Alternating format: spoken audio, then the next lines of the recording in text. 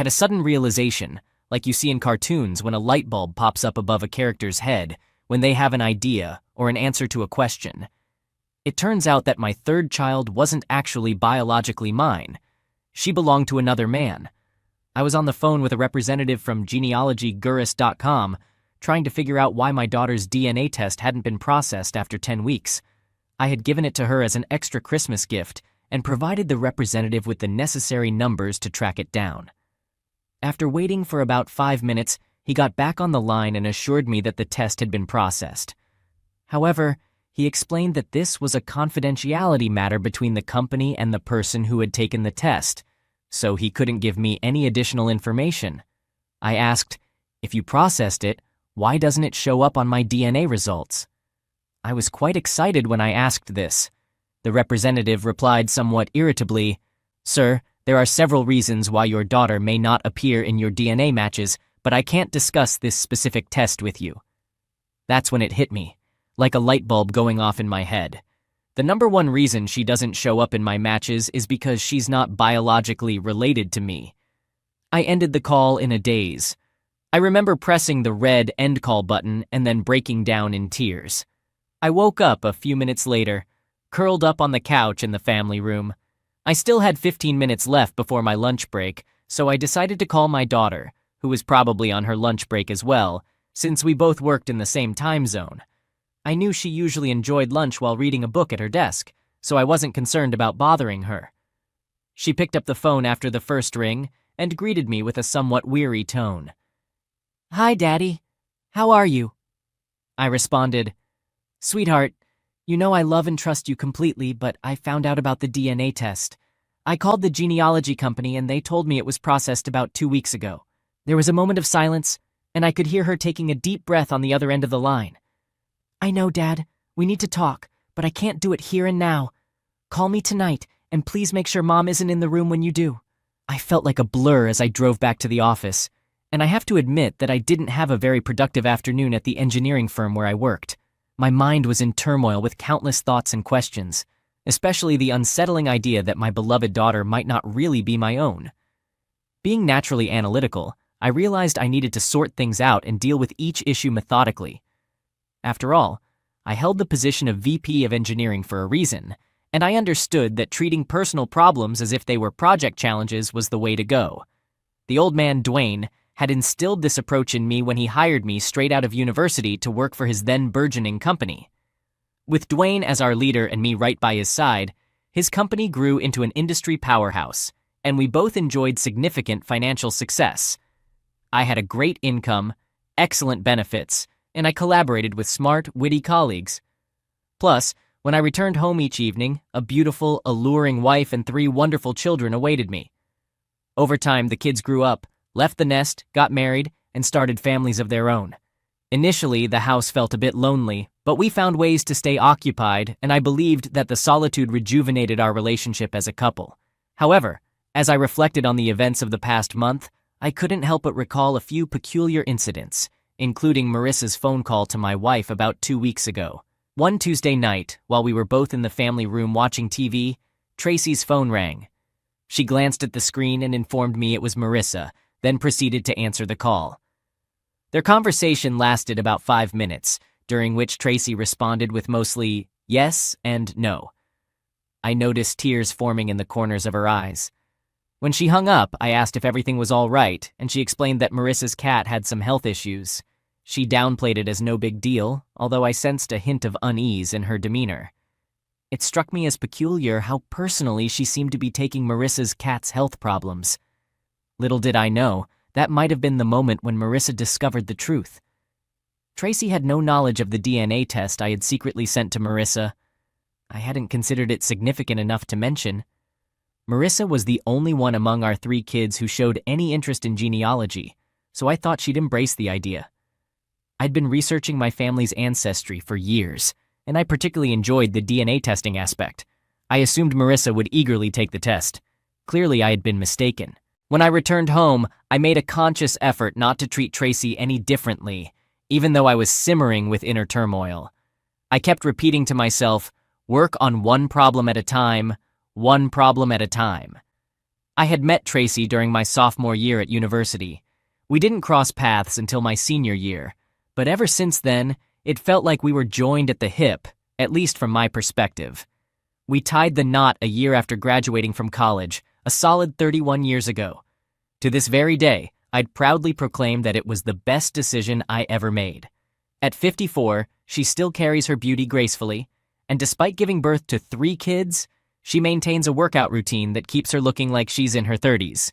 She's a bundle of fun and humor, and until today, I eagerly anticipated spending the rest of my life with her. Around 8 o'clock, I informed Tracy that I needed to make a call to the old man regarding a project we were collaborating on, and I excused myself from the room. In actuality, I grabbed my jacket and headed out to the porch swing, where I could have a conversation without worrying about Tracy overhearing. That's when I dialed Marissa's number. Marissa picked up on the very first ring, and her voice carried an unmistakable distress. "I'm sorry, Dad. I know I should have told you earlier, but Mom asked me to keep quiet until she had a chance to talk to you," she whispered before I could even say hello. "Hey, I'm not angry with you. Take a deep breath," I replied, doing my best to comfort her. "I'm not pointing fingers at you. You're just as much a victim in this mess as I am." I could hear her ragged breathing on the other end. I knew how much it was tearing her apart.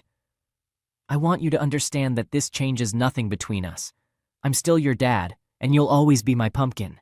I've poured all my love into you kids all these years, and I'm not about to stop now, unless that's what you want." At this point, she broke down completely, and her sobs rendered her almost unintelligible over the phone. "I love you, Daddy. I don't need anyone else but you." I cautiously told my daughter that I didn't want to put her on the spot, but she was my best source for DNA information. I assured her that we wouldn't delve into other matters, so she wouldn't get caught in the middle. But I needed to know if she had any DNA matches. She sighed and confirmed that Amanda Anderson turned out to be her half-sister.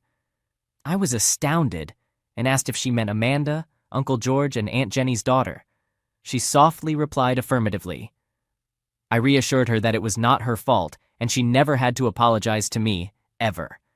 This revelation meant that George Anderson, whom my kids knew as Uncle George and the rest of the world recognized as appeals court judge George Anderson, was Marissa's biological father.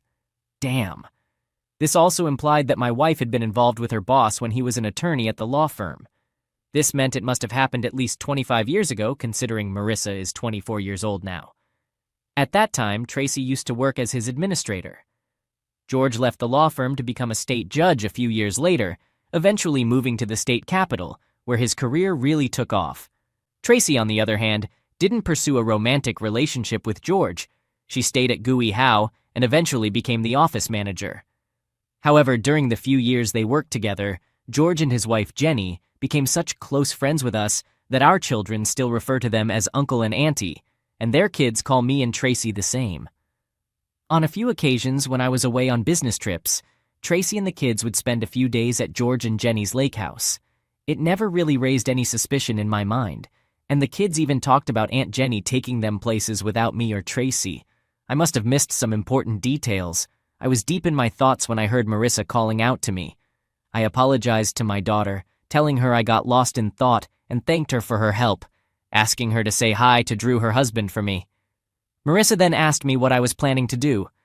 I admitted to her that I wasn't entirely sure, to which she advised me not to do anything incredibly stupid.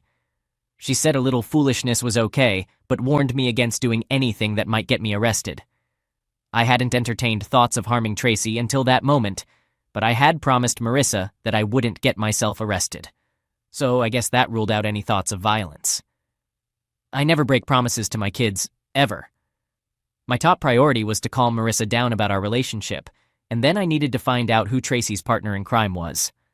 The third task on my list was to initiate divorce proceedings, but I'd have to find a new lawyer because my current one is affiliated with the firm where Tracy works, which was definitely a no-go. After meeting with a lawyer and getting things in order, I would then have to deal with soon-to-be ex Mrs. Clark Walters. The house felt chilly and empty. When Tracy and I were together, she could talk non-stop, probably due to nerves, I suppose. She really put in effort to keep me content, probably thinking it would soften the blow when I eventually found out the truth. It's hard to say for sure, but there was definitely a growing distance between us, and she wasn't making any effort to bridge it. Around a week later, I consulted with one attorney. As soon as he learned that my wife was the office manager at Gui Hao, his expression turned anxious. So, I moved on to the next lawyer on my list, a young woman in her 20s who simply smiled when I mentioned Tracy's position at Gui Hao. This was the type of attorney I needed, someone who wouldn't be intimidated if one of the high-profile Gui attorneys acted as my wife's representative. I shared what little I knew about the infidelity situation, starting with the revelation that my youngest child wasn't biologically mine and was, in fact, George Anderson's child. Court of Appeals, George Anderson? My attorney, Marie Robinette, asked. The same, I replied, closely observing her reaction to see if I should consider finding another lawyer. It must be quite a story, she remarked, and we delved into the financial aspects. Given our solid jobs, pensions, and benefits, Marie suggested splitting joint assets equally, retaining our pensions, and selling the house. This would leave both of us financially comfortable, though I'd have a slightly better position due to higher income and a better pension. Marie added that unless I was dead set on seeking revenge over my spouse's infidelity, the child, or just a lack of respect, we could have our reckoning for sure. However, I replied that I didn't want to cripple her financially, despite feeling wronged. Marie then inquired about pursuing legal action against the judge involved, noting that it would be much more complicated and time-consuming. I retorted, perhaps a bit harshly, that the judge was my concern and I would handle it my way. Marie understood and suggested that if my spouse didn't contest, the issue could be resolved in 6 months. But if she did, it might take more than a year. I told her that I hadn't set any deadlines yet, so she should take her time and do it right. With the third task completed, it was time to move on to the fourth, the confrontation. I waited another week just to see if Tracy's conscience would get the best of her during that time. Saturday night was our usual date night, followed by watching a movie and sharing an intimate moment. However, Saturday night was always a particularly special occasion for us. We hadn't been out on a date in 2 weeks, and it had been just as long since we'd been intimate. After finding out about Marissa's affair, I couldn't bring myself to go through with it. Tracy didn't question it, which was another sign that she knew I was aware, but she was quite skilled at putting on a facade. However, that was about to change. I decided to take her to a fancy French restaurant, where we enjoyed a bottle of wine and indulged in some delicious desserts. She seemed happier than she had in weeks. Upon returning home, I carefully helped her out of her coat, guided her to the kitchen table, pulled out a chair for her, and uttered those famous words, "We need to talk." Tracy offered a half smile as I poured myself a Jack Daniels on the rocks and offered her a drink from the liquor cabinet, which she gracefully declined. Placing my drink on the table, I locked eyes with her and said, "The floor is yours." Tracy reminded me that it had been a long time since she and George were together, about 20 years, and asked if we could consider it a mistake from the distant past and move on. I was relieved that she didn't dispute the DNA test's accuracy, but her attempt to brush it off as ancient history seemed dismissive. I pressed for details, asking about the timeline and frequency of her affair with George, and whether our first 2 children, Barry and Kathy, were also his. Tracy clarified that Barry and Kathy were mine, and that her involvement with George started about a year after Kathy was born, lasting around 3 years. She explained that it ended when George left the firm to pursue a judicial career, ensuring his background check was clean. After their breakup, they only had a few encounters at the lake house when Jenny took the kids out, with Jenny being oblivious initially, but later learning the truth. Tracy mentioned a reconciliation meeting where she and George promised Jenny there would be no more intimacy. Frustrated, I asked Tracy why she never tried to have a peaceful discussion with me and if I was just a spare part to her. She replied, wiping her hands on her sleeves, that she knew she could never tell me as I would have filed for divorce immediately, claiming she loved me then and still does. I couldn't help but remark on her apparent love for George Moore, noting that she started and stopped with him at his command, seemingly considering me only as a backup plan. Tracy protested desperately, insisting that she loved me with all her heart. In response, I accused her of having loved George with all her heart, sacrificing their relationship for his career dreams while knowing I was her fallback option. I pointed out that while she might have had some love for me, she was aware of how much I idolized her and relied on our family to cope with his absence. Tracy's gaze falling to her knees seemed to confirm this painful truth.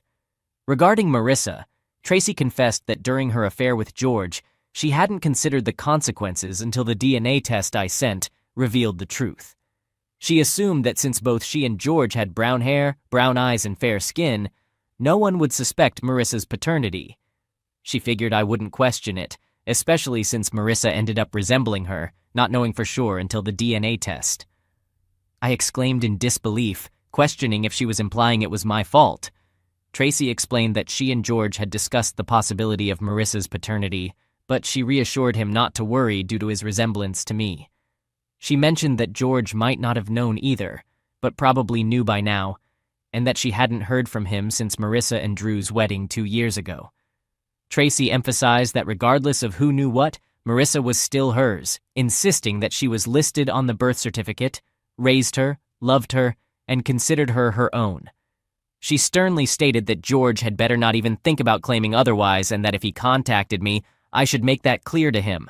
I asserted my intention to have the other 2 children undergo DNA testing as soon as possible, explaining that I needed to know for my own peace of mind. Tracy pleaded with me, insisting that I already knew they were mine and questioning why I couldn't trust her. I shot back, my newfound distrust evident, which seemed to take Tracy completely by surprise.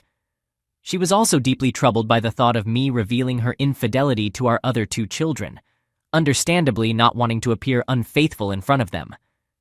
Changing the subject, I inquired about the details of her affair, asking how often it happened and where else they met.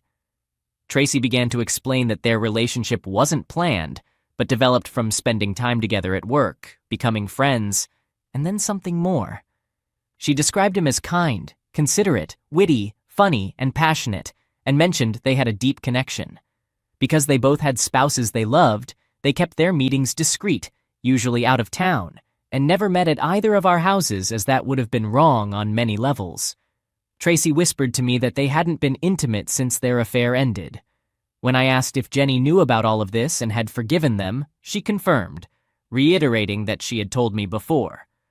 I whispered, my voice tinged with uncertainty, that I didn't think I could go back to how things were.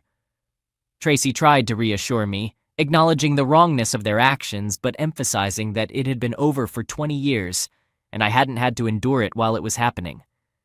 She pleaded for us to return to our lives from a few weeks ago, where I was her loving husband and she my loving wife, insisting that nothing had to change. Firmly, I told Tracy that things had already changed. I shared that I had spent the better part of 3 weeks wondering what I had done wrong for her to fall in love with another man, and I had been questioning whether I could ever fully trust her again, let alone enough to stay married. I expressed with heavy emotion that I had given her my heart completely, and yet she treated it as something to be taken out only when it suited her. I stressed that our marriage wasn't supposed to be one of convenience, but rather a commitment of unwavering love. At this point, Tracy began to cry. Typically, I would try to console her, but this time felt different. I retreated to the family room, turned on the TV, and left her alone at the kitchen table.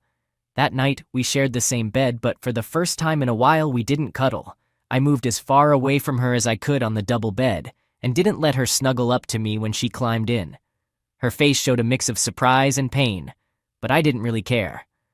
On Sunday morning, as Tracy prepared a nice breakfast and we were eating, I broached the topic of divorce. She practically yelled at me, arguing that the affair happened over 20 years ago and that I hadn't even known about it, urging that it was in the past and we should just move forward. In response, I shouted back, emphasizing that a mistake remains a mistake regardless of how long ago it occurred. I expressed my feelings of betrayal, highlighting how she deceived me, lied to me, and cheated on me, thereby violating my trust. I pointed out these weren't temporary problems. Unable to continue the conversation, I got up from the table, leaving half my plate of food behind, and headed outside to mow the lawn. That was the last conversation I had with Tracy until Wednesday afternoon, when she informed me that Jenny Anderson would be joining us next weekend. Needless to say, I wasn't thrilled, but Jenny was an old and dear friend who had gone through the same cheating ordeal as I had, so I thought it was worth having a chat with her. On Friday night at 6 o'clock, Jenny showed up, having traveled 2 hours from her house. Surprisingly, she didn't bring George with her. During dinner, our conversation remained light and friendly, and afterward, we moved to the family room with glasses of wine, presumably to delve into the main event. Jenny began discussing the affair as if it were a distant historical topic, speaking calmly and dispassionately. However, as she continued, her emotions intensified, and tears welled up in both hers and Tracy's eyes. Jenny shared that when George told her about the affair, she had assumed it had ended years ago, and he had assured her it wouldn't happen again. She admitted that she was devastated at first, but after giving it more thought, she came to realize that since it was over before she even knew about it, she guessed she wasn't hurt too badly. Knowing that Jenny wasn't some gold digger, I could see how it all unfolded. George's personality is quite captivating, isn't it? Although I only found out about Marissa a few weeks ago when everyone else did, I understand. I'm genuinely sorry about that, Clark. Jenny never brought up the few times Tracy and George met after their initial affair, particularly at the Andersons' lake house. I wondered if they had informed her about those occasions, but I didn't bother to ask. It did make me wonder, though, if George must be an excellent lawyer because Jenny seemed to be almost apologizing for his affair rather than being upset with him. Unfortunately for Tracy, I'm not as settled as Jenny, and I'm not as enthralled by her eloquence. So I wasn't inclined to give Tracy and George a pass, like Jenny did, even though their romance had spanned 2 decades. I often contemplate what my life would be like if I left him, and how it would affect me and the girls, Jenny continued. They say you should always weigh whether your life would improve or worsen without your spouse. In my case, I believe it would be worse. Thank you for sharing your perspective with me, Jenny. It's definitely something to think about, and I'll need to carefully consider it. There are several factors at play, including the fact that, unlike you, I wasn't informed about the affair. I stumbled upon it entirely by accident. Tracy knew it was wrong when she was involved with George and anticipated my reaction. She believed it would be better for everyone if I never found out and just lived in ignorance. That would have been the case if it weren't for the DNA test. Now, 20 years later, I've discovered that the love of my life had an intimate relationship with another man before reverting back to me. During Jenny's story, Tracy remained silent, merely listening as Jenny shared her narrative. Tracy couldn't have known that I was aware of her glances in my direction, so I sat casually while Jenny spoke, just to mildly annoy Tracy. My response to Jenny's story wasn't what Tracy had hoped for, and neither was Jenny's. They exchanged sorrowful glances, realizing that I wasn't reacting the way they had anticipated.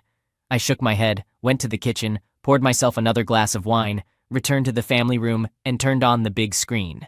It was a clear signal that our conversation for the day was done.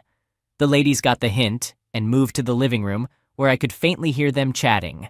After finishing whatever I was watching, I switched off the TV, stuck my head into the living room, bid them goodnight, and headed upstairs to our bedroom. Jenny cornered me in the family room on Saturday, saying we needed to talk. I didn't know where Tracy was, but I agreed, and we relocated to the formal living room, settling into chairs in the corner. Jenny began by expressing understanding of my pain, but argued that not forgiving Tracy and divorcing her would be a big mistake for both of us. She emphasized that our love for each other should be what matters most, and that the past is history.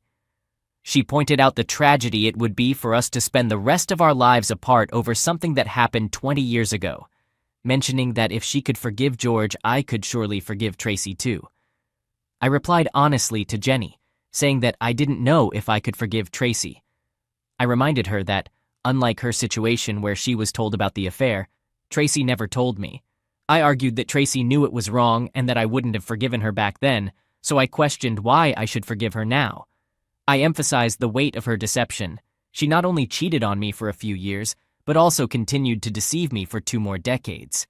I expressed my struggle with the idea of forgiving Tracy and questioned how I could ever trust her again. I shook my head, stood up, and walked out of the room, passing Tracy in the hallway. She could see from my expression that I wasn't budging an inch. Dinner on Saturday night was notably quiet. The women attempted small talk, but I wasn't interested. I barely said 3 words throughout the meal.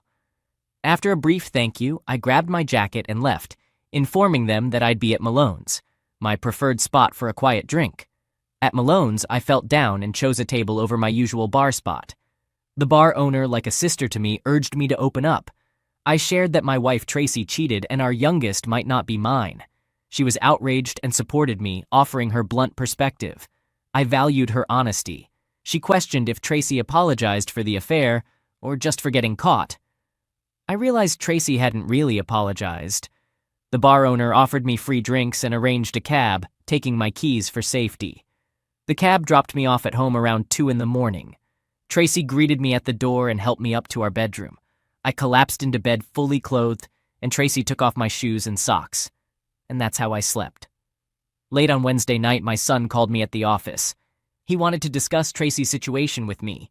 He didn't explicitly say it, but it seemed that Tracy had decided to involve the kids to sway me away from the divorce. My son and I typically saw eye to eye on most matters, but from our conversation, it became apparent that Tracy had put in significant effort, and it had paid off, as he clearly empathized with her side of the divorce dilemma. I had to explain to him firmly. I said that what she did initially could be seen as a mistake, but after continuing for months, it became a choice. I asked him how he'd feel if he found out his wife Linda was cheating. While the affair ended years ago, the deceit and disrespect didn't. I felt Barry should have stayed out of our parents' issues. He was taking sides and getting in the middle of something he shouldn't. I was frustrated, feeling betrayed after idolizing my wife, only to find out she kept this secret. If not for a certain accident, I'd still be in the dark. It felt like she used me as a backup plan. As Barry tried to argue that I was overreacting, I hung up, feeling that the conversation wasn't going anywhere. When I got home around 6 in the evening, Tracy was already busy preparing a delicious meal. She didn't look pleased when I mentioned I wasn't hungry. I poured myself a glass of Jack, turned on the TV, and settled into my favorite chair. She came in and asked what was wrong. Same old stuff, different day. My wife cheats on me for 4 years, has a kid with another guy, and now my kids are making me out to be the bad guy here.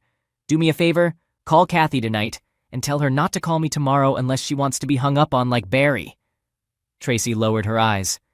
You'd think after 31 years she'd know not to provoke me on her behalf. What makes you think the divorce won't happen? I said, raising my voice. Not only did you cheat on me for 4 years and have a child with another man, but you also replaced me in your heart with him. You can sit here and tell me that you weren't in love with him, and that if he had asked you to divorce me and marry him, you wouldn't have done it. The truth is, you may love me, but you're not in love with me. You're in love with him. I'm just a dependable backup because you've always known my heart belongs to you and I'd do anything to keep you as mine. You cheated on me, lied to me, disrespected me, and now you have the nerve to try to turn our children against me. That was the final straw, Tracy. But I won't be vengeful towards you, especially not to Jenny, and I won't destroy George's promising career as an upstanding judge. I'm going to file for a divorce citing irreconcilable differences, and we can each keep our retirement accounts while splitting everything else, including the house right down the middle. As tears streamed down Tracy's cheeks and she got up from her chair, I couldn't help but add another jab. You never mentioned regretting your affair, probably because you don't regret it. The only thing you regret is that I found out, isn't it? The rest of the night was spent in the company of a bottle of Jack Daniels. The following day, I got in touch with my attorney and told her to prepare the divorce papers as quickly as possible. She mentioned that I could review them the coming Tuesday, and they'd be ready for Wednesday.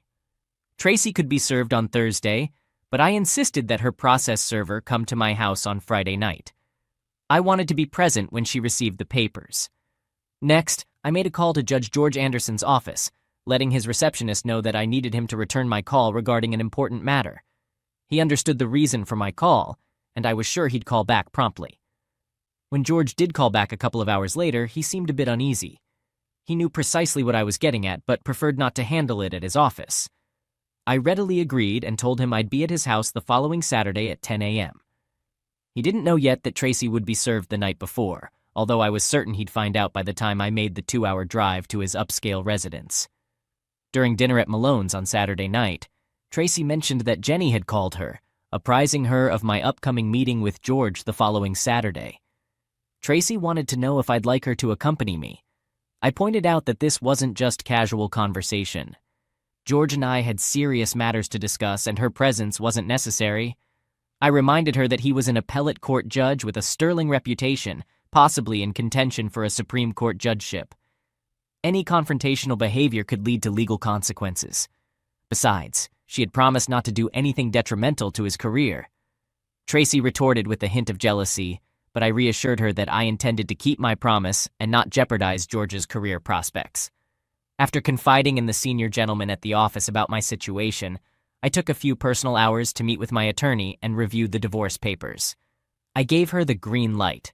As I was about to leave, she inquired if I had any plans concerning Judge George. Puzzled, I asked why she was concerned. She replied, "Because I still handle some criminal cases, and I thought you might need a good lawyer. You engineers may not get too emotional about many things, but your methodical approach can be intimidating." She handed me her business card, and I exited her office. The next 3 days went by in a flash. We had a major project underway at the office, which gave me a chance to divert my attention away from my personal life. Even the old man in the office remarked on my remarkable focus, despite the turmoil I was going through. I replied, telling him that it was a relief that at least one thing was going smoothly. However, on Friday evening before I left, I confided in him about Tracy being served with a lawsuit and my impending meeting with George. I warned him that if things went awry, I might end up in jail by Monday. He assured me of his support and pledged to provide bail money if needed. We parted ways with a firm handshake. Returning home, I was greeted by the enticing aroma of yet another delicious meal that Tracy was preparing. Lately, she had been going out of her way to showcase her culinary talents, and I had to admit she was an excellent cook. Despite the strained atmosphere that had characterized our meals for the past few weeks, I made sure to express my gratitude for the wonderful dinner. After all, I wasn't about to be ungrateful. Following dinner, as we were about to head to the family room for some television time, the doorbell rang. It was nearly 7 o'clock, and I had a hunch it wasn't for me, so I stayed put. Tracy, on the other hand, flashed me a quick glance and went to answer the door. She opened it to find a well-dressed young man who inquired if she was Tracy Walters. Confirming her identity, she received a manila envelope from him, and with a brief statement, he said, "You have been served," then swiftly walked away. Tracy remained motionless in her seat, but the slump in her shoulders and the tears welling up in her eyes spoke volumes. I walked past her, closed the front door, then gently guided her to the kitchen table. She looked utterly shaken, exactly as I had predicted.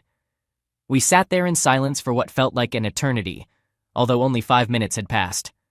Finally, she muttered, "You a-hole," and fled upstairs to our bedroom.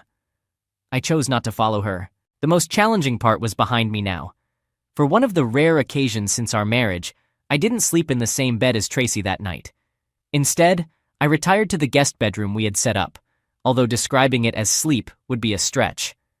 The woman I had considered the love of my life, my soulmate, my everything until a few weeks ago, was still sharing a bed with me despite everything that had transpired. I suppose neither of us wanted to be the first to make a move. But now, in my mind at least, it was all over. The following morning, I got up, took a shower, and dressed quietly, careful not to disturb Tracy or provoke any confrontation. I didn't bother checking if she was asleep. I just collected my things and left. My attire was my usual combination: a collared shirt, a decent pair of Levi's jeans, and the custom-made cowboy boots with metal tips that I had acquired during a visit to our son in Dallas. I left a bit earlier than necessary. I wanted to make sure I wasn't late for the meeting. If I arrived early, I could pass the time at the cafe, which is exactly what I did. I arrived at George and Jenny's house at exactly 10 o'clock and rang the doorbell. Jenny, always looking lovely, though clearly nervous, opened the door. All I could manage to say was, "I'm sorry it had to end like this," as she leaned in for a hug. She didn't respond with words, but she did take my hand and led me into the room where George had arranged his memorabilia and pictures all around. George was seated in his favorite chair, but as we walked in, he got up and stood in front of it. "Hey, Clark! Hey, George!" Jenny, looking quite apprehensive, left the room. We stood about 6 feet apart, sizing each other up. There was a time when I considered this man almost like an older brother. That's how close we were. George was 2 years my senior, roughly the same height, but the comforts of the past 20 years had added about 30 pounds, with most of it settling in his round belly. We had shared our hopes and dreams, had countless adventures together, gone fishing and hunting side by side. I used to be proud to call him my friend and was equally proud of how far he had come in his career as a judge. But now, standing before me, his gaze no longer that of a friend but an enemy, I felt a surge of anger. "You've got my wife's heart, you a-hole!" I yelled at him. "You also get to keep your squeaky clean image because I promised Tracy I wouldn't tell anyone about this. And I don't break promises to that woman, but you won't keep your manhood." With that, I took a big step forward with my left foot, planted my right foot, and delivered a powerful upward kick, aiming straight for his groin. George's reaction was slower than I expected, and my metal-tipped boot struck its target accurately and precisely. I could feel his pain as I kicked, and then I heard him howl in agony as he crumpled to the floor, clutching his injured area and crying out like a wounded animal. In that moment, all the rage and frustration boiled over. Jenny rushed into the room, seeing her husband writhing in pain on the floor. She tried to comfort him, but his screams only grew louder. She looked at me with fear in her eyes. I reached for my cell phone, dialed 911, and calmly said, "There's been an accident at Judge George Anderson's house. We need an ambulance." I turned to leave, but just as I reached the door, Jenny grabbed my arm.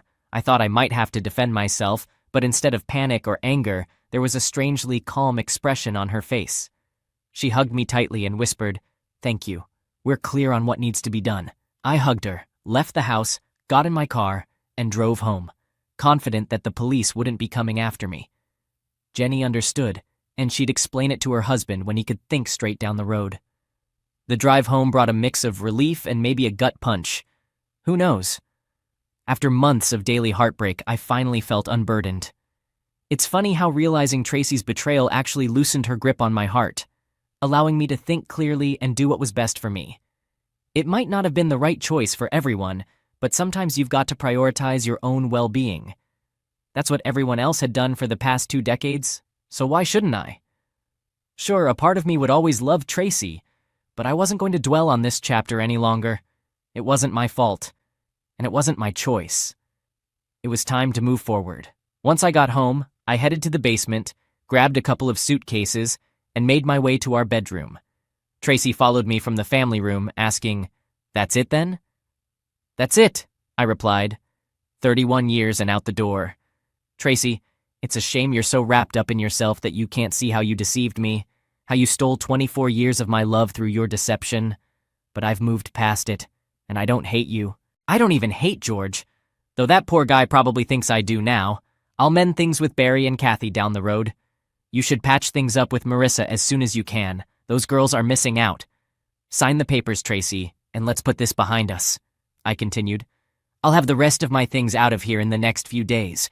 We don't need to talk anymore. If you have anything to say to me, I left my lawyer's business card on the kitchen table." She stood there in shock, tears welling up, but no words came. I grabbed my suitcases, went back downstairs, and stashed them in the trunk of my car. After returning to the house, I packed up my belongings and departed. 31 years. Just like that. The end. I lied. As it turns out, George managed to save one of his testicles after all. It required extensive surgery and months of pain, but they succeeded in saving one. I learned about it from Marissa, who had been contacted by Jenny trying to reach me. Jenny didn't have my phone number, and the rest of the family had no interest in informing me. In fact, they haven't spoken to me for 8 months now, but I've come to terms with it. According to the official version, Judge George had a mishap in his office, falling onto the corner of his fancy desk, and had a rough landing twice, ending up on the floor. The media played it down, calling it a domestic accident, sparing the details of the injury to his sensitive area. Surprisingly, he received a lot of sympathetic coverage. I guess even this won't hinder his chances of making it onto the Supreme Court shortlist. Tracy signed the divorce papers in just a week, and last week the divorce was officially finalized. The house will be auctioned off. Tracy hasn't attempted to reach out to me since I left, and neither have Barry or Kathy. It seemed like I wouldn't be joining the family Christmas dinner, wherever they decided to have it. The old man is passing the company reins to me come the new year as he heads into retirement. Per the agreement, I'll have to run the company for 7 years before I can retire comfortably with a substantial golden parachute. Afterward, he plans to find a buyer for the company, and I'll get a 10% cut of that deal too. I've started going out and dating again. After being married for what felt like an eternity, it'll take some time to remember how all of that works. Interestingly, news of my divorce spread quickly, and quite a few divorced friends reached out, expressing interest. Even a couple of Tracy's divorced friends called, surprised that she let me go at all. I must admit, it's been a nice boost to my ego. I see a promising life ahead, filled with professional and personal challenges. During my free time away from work, I'm exploring new hobbies. One thing I've given up on is genealogy. I used to be into it, but it's no longer a pursuit of mine.